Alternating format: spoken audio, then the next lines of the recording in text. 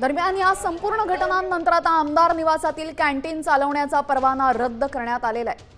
उपहारगृह चालवण्याचा परवाना अन्न आणि औषध प्रशासन विभागाकडून निलंबित करण्यात आलाय।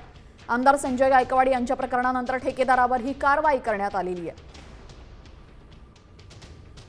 या संदर्भात अधिक माहिती देतील आमचे प्रतिनिधी सूरज मसूरकर।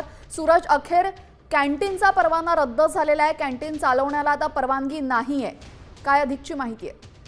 निश्चितपणे आमदार संजय गायकवाड यांच्या मारहाणीनंतर आणि घडलेल्या सर्व घटनेनंतर आज एफडीएने धाड टाकली होती आमदार कॅन्टीन उपाहारगृहावरती आणि त्यानंतर सर्व नमुने जे आहेत ते तपासले गेले होते आणि त्यानंतर ही मोठी कारवाई म्हणावी लागेल। कारण या हॉटेलचा जो परवाना आहे तो एफडीएने रद्द केलेला आहे आणि या दरम्यान कोणतीही अन्नाची ते विक्री करू शकत नाही। जर का केली तर त्यांच्यावरती कारवाई करण्यात येईल असं देखील आदेश ज्या पत्रामध्ये आहेत ते नमूद केलेले आहेत। त्यामुळे कुठेतरी ही मोठी कारवाई जी आहे ती म्हणावी लागेल। पुढील सर्व काही तपास होईपर्यंत नक्कीच धन्यवाद आपण दिलेल्या सविस्तर माहितीबद्दल। तर आपण पाहतोय यावेळेस कॅन्टीनचा परवाना हा एकूणच रद्द झालेला आमदार निवासातील।